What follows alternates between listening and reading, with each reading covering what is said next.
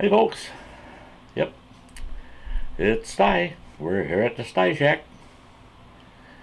Time for a Sty story, of course. This one is based on a suggestion by Calvin over at Calvin's Corner 72 again. He gave me quite a list. Trying to use some of those up. I gotta take my glasses off to read this.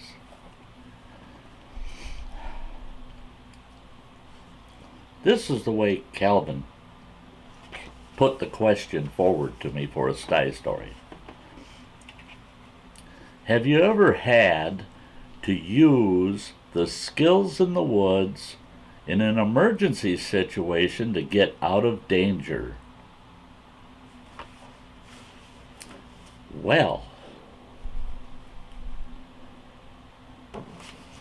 I'd say there was a couple of incidents where my outdoor skills got me through or out of or helped me avoid a backwoods emergency situation. But the one I'm going to tell you about worked out to be an actual emergency situation. And it involves, and that's why hence the name of this video, Huckleberry Hell. Alright, I'm going to be doing another video about a huckleberry camp that we had out in northwestern Montana. And this incident happened before I ever set up a huckleberry camp. In fact, this was the first season I had ever gone wholehearted into picking huckleberries, wild huckleberries, up in the backcountry. Now, huckleberries were a prime source of income in the summer. If you didn't have regular work, go pick huckleberries. If you had the right connections to sell your huckleberries, you could make a bundle of money. At that time, I was getting $25 a gallon.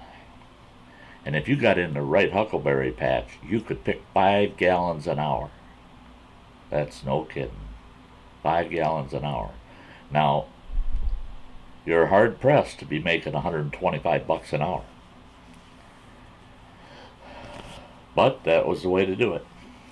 And you had to take advantage of it when you could, because the huckleberries aren't there all the time. They're only there for a short season. So when the berries were on, you were out of picking, and you couldn't deplete the berry sources out there. The resources were amazing. And especially where I picked so far back up in the backcountry that I had no other competition, and I was picking maybe 2 to 3% of the berries in a patch. That's how many berries there were. Well, I had this one special patch that I was keeping my eye on, and they were coming right. They were getting right to their prime, where I knew I had to get up there and start picking.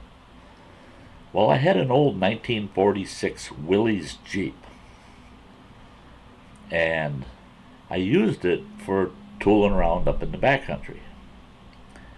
Well, I took off in that Jeep early one morning and got up to my huckleberry patch that I was going to pick. It took me a couple hours of driving in the backcountry to get to it. That's why I said that the patches I picked, rarely did you ever find anybody else back there. It was so far in. So I get to the patch, and the berries are on. Oh boy, are they ripe. They're big, big berries. Oh. So I went to work. And I was very happy with myself. I was picking on an average about 4 to 5 gallons of huckleberries per hour. Well, I had about 2.5 hours into the patch, and I had two big 5-gallon plastic pails full of huckleberries. Now, I'm up on this big clear cut, and my Jeep's parked down on an old Forest Service road that people just didn't travel anymore. In fact, on the way up to the patch, I had to throw a strap on a couple of trees, a couple of logs, pull them off the road so I could get around them to get up there. Nobody had been in there for God knows how long. Well, I'm looking down at the Jeep, and I'm looking at my 10 gallons of berries, and I'm going, well, I got $250 worth of berries here. I'm going to get my tail back down off this mountain and go clean these berries and bag them up. You bag them up into 1-gallon bags and get them ready to sell, and then get them to my buyer. So I'm heading down to the Jeep, down out of this clear cut. Now that clear cut's got all kinds of broke down old timbers, old slash here and there, and I'm tooling on down the hill. I'm wearing logging boots. They come way up your calf, and they're laced all the way from toe up to the top of the boot. So they're good for that kind of trekking around up in there because they provide a lot of support and protection. Well, I stepped on the wrong log the wrong way, and I took a tumble. And I heard this loud pop. Now, I was right at where the clear cut dropped to the road, and it was about a 6-foot drop over the embankment down to the road where my Jeep was parked. And I was about 35, 40 yards from the Jeep down the road where I came out. Well, when I took that spill, I tumbled, trying to stay as upright as possible, hanging on to two 5-gallon buckets full of huckleberries. And I heard this loud pop sound. And that's one thing about certain injuries. You don't realize that you're injured until kind of after the fact. Well, I went down on my butt, slid down that embankment right to the road, and both of my buckets tipped over. So each bucket had about a half a bucket of huckleberries dump out onto the road right there in two piles next to me, one on either side. And that's when I realized my left ankle just started screaming. It was hurting.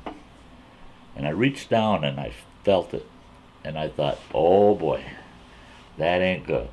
That ain't good at all. I didn't dare unlace the boot. I thought, boy, if I unlace that boot, then I'm going to be without a boot, no matter what. So I tried bending it and moving it, and you just couldn't. It hurt so bad.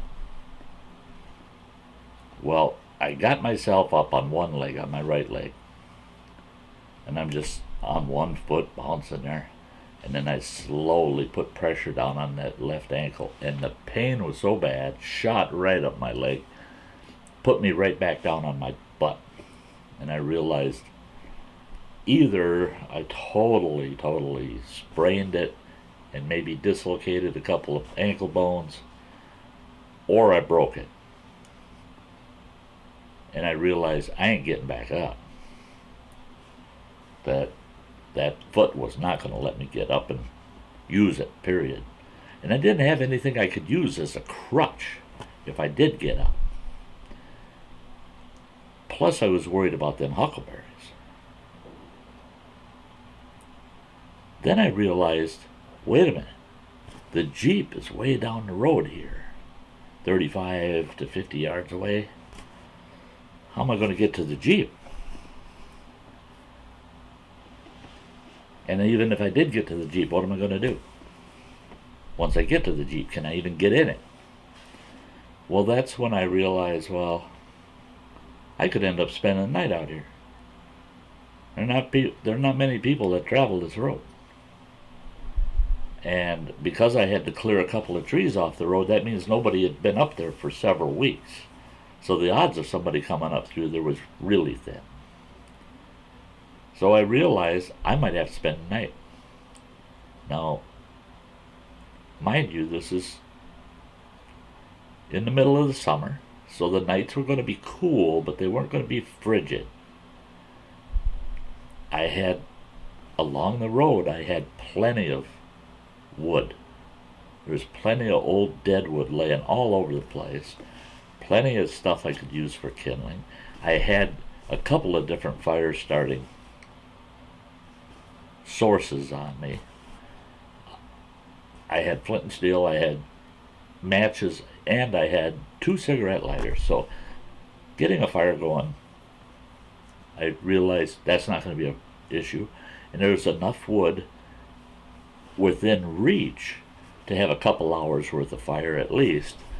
And if I want to go through the pain, just a little bit of crawling around and I could have a whole night's worth of wood right there.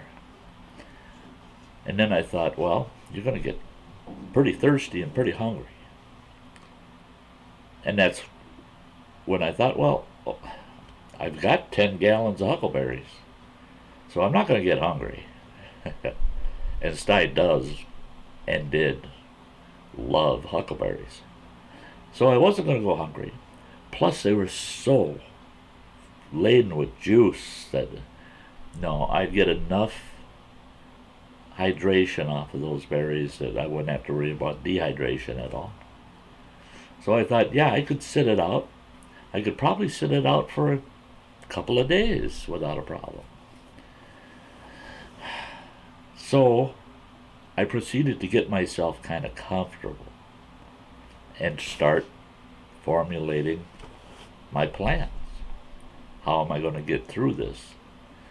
First thing I was going to do is try to stay calm enough to get set up for the night, and then once I knew I was going to be comfortable, then I would sort out and think out, how am I getting off this mountain? That's when the light came on. I'm sitting there. Oh, and by the way, while I'm thinking through this, I'm picking all those berries up off the road, putting them back in the buckets. Don't lose them huckleberries. They're worth $25 a gallon. And that's when I realized that I'm sitting there with the one thing that especially the young grizzlies just won't pass up. Huckleberries. They love huckleberries. And I thought, oh Lord. And I'm sitting here with 2 5-gallon pails full of huckleberries, one on each side of me. Any bear come along, he's going to have himself a huckleberry and Sty sandwich. So, all the best laid plans then left me concerned that I was sitting there just waiting to get mauled by a grizzly. And it was definitely grizzly country up in there. And there's not a thing, right away the first thing I told myself was, okay, just whatever you do, get a fire going. Fire might be just enough that'll keep a bear curious but not willing to come in too close. That would be my best bet, my best chance. But the last thing I wanted to do was make any ruckus or noise and attract a bear in. Now here's the thing, is I was being lazy that day, and all I had on me was a bushcrafting knife on my belt. Firearms, 2 of them, a 30-06 Remington in the Jeep, and in the glove box of my Jeep was my 44, Colt 44. And neither of which were going to do any good where I was at. Finally, I decided, no, this isn't going to work. I got the fire going, and the more I thought about it, I thought, boy, once the sun sets, if I can't keep that fire going, I'm just bare lunch. I don't have cover. I'm just out in the open, and I'm sitting here with all these huckleberries. So I decided, no, I got to get off the mountain. Sun setting, I got to get off the mountain. So I proceeded to crawl to the Jeep. And boy, that was painful. That was painful. I got to the Jeep, realized, oh yeah, it's going to be hard driving this bugger. So what I did was I used my right foot to press the clutch, fired the Jeep up, and I was fortunate because the Jeep was facing the opposite direction from where I had been sitting. So I just put it in reverse, eased that clutch out at an idle, and I was able to back that Jeep up to where I was able to reach out and pick those 2 5-gallon buckets of berries up and put them in my Jeep. Then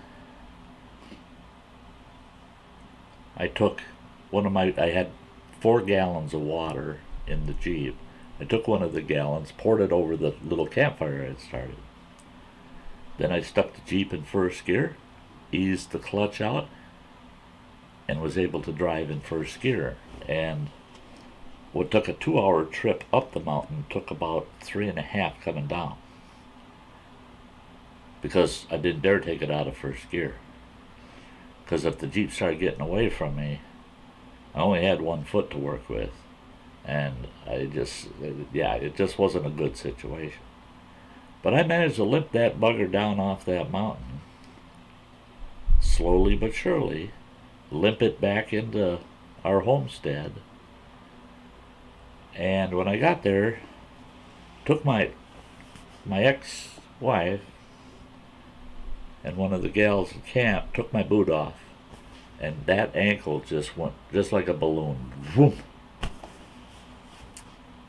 Well, we packed the ankle in ice, and we were living in tent campers at the time, by the way. We weren't living in houses and buildings. But we had coolers full of ice, so we had plenty of ice. Packed the ankle in ice, and then, believe it or not, an old mountain man out there that I had become acquaintances with, he come over with a big tub of something, and he says, I want you to rub that on that ankle, he says, and stay off that ankle for at least a week, if not 2. And he said, you don't put any weight on that ankle until it feels okay, where it's not shooting pain. Did what he said. That swelling went down within a few days, and within a week and a half I was up walking around, limping a little bit. It took about 3.5, 4 weeks before my ankle felt like it was back to normal again. I did end up at a doctor after the fact. Well after the fact, and told him what happened, and he wanted an x-ray of that ankle. He x-rayed it and said, hey, you broke that ankle, but it's healing nicely. You're lucky, it's healing nicely. He said, so how did you treat it? I said, I just wrapped it with ace bandages, kept it immobile, and I put this salve on it. And he goes, what kind of salve? And I said, DMSO. It's a horse liniment. I said, it works for windfalls on horses.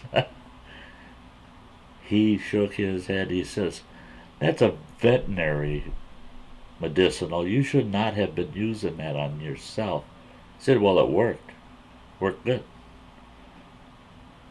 But that's where some of my skills actually played a good role in getting me in a situation where I could get out. So that's about the best I can do for today there, Calvin. So there's one for you. There's a Sty story. Huckleberry hell. And yes, my huckleberries made it to camp, and yes, I was fortunate that I had people at camp that processed them for me, and we were able to get them sold. And with the ones I had eaten and the ones that were still on the road up there that I didn't quite get back in the bucket, I still made about $200 off of that day. $200 in a week and a half without being able to do anything. But it was huckleberry hell, that's for sure. But look forward to the story that I do about the huckleberry camp. I'll give you a little more details on just what huckleberry picking's all about. So, until then, don't forget, you can click my ugly mug. Just give me a poke. A couple videos you can check out if you want. And hey, ring the bell, you'll always get the notifications. And thumbs up if you like the video. Until the next one, this is Sty saying, thanks for coming to the Sty Shack, and you all have a very nice day. Bye-bye.